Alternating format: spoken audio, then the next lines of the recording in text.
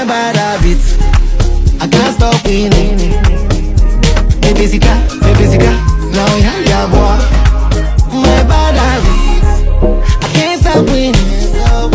Counting money, baby, a special for them. Is it me or my money? Is it me or my money? Is it me or my money? Is it me or my money?